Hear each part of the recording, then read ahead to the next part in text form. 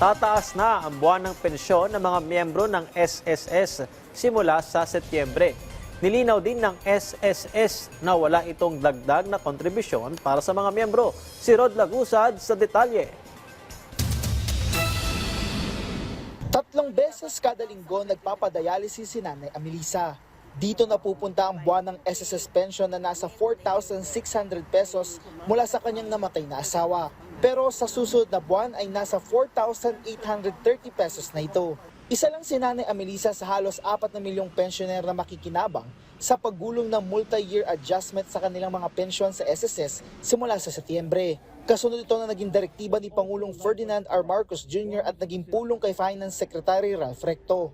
Malaking bagay yung increase kasi kagaya ko na dialysis patient, malaking karagdagan yung para sa pambili ko ng gamot. Ito'y lalot nasa 300 pesos o higit pa kada araw ang gastos niya sa iba't ibang gamot na kanyang kailangan. Malaking kabawasan ng stress para sa pang-araw-araw gastos sa gamot. Ngayon kasi simula na nag-dialysis ako, hindi na ako nakakapag-trabaho.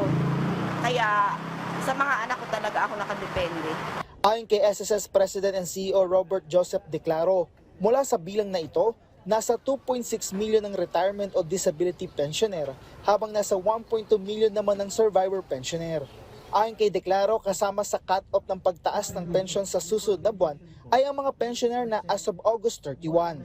Habang ang mga magiging pensioner pa lang matapos ang August 31 ay sa susunod na taon na makakasama. Mula September ngayong taon, tatagal ang dagdag pension hanggang September 2027, kung saan 10% kada taon ang dagdag sa retirement at disability pensioners at 5% naman ang dagdag sa death or survivor pensioners kada taon. Wala ho kayong gagawin. Kasi automatic ho to dahil ang pension natin is through bank credit. So magandang sorpresa na lang ho na pagtanggap nyo ho ng pension nyo, may increase na po yun. Wala hong tranche to. So isang malaking programa ho to. This is first of its kind na 3-year ang pension reform program. Ayon sa SSS, ang dagdag pension ay suportado ng komprehensibong actuarial studies.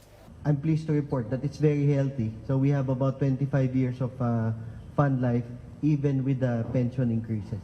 You have to strike a balance between financial viability and stakeholder and I would say benefits to members and stakeholders. At kahit may dagdag na pension ay walang dagdag na kontribusyon para sa mga miyembro ng SSS. Rod Lagusad, para sa Pambansang TV sa Bagong Pilipinas.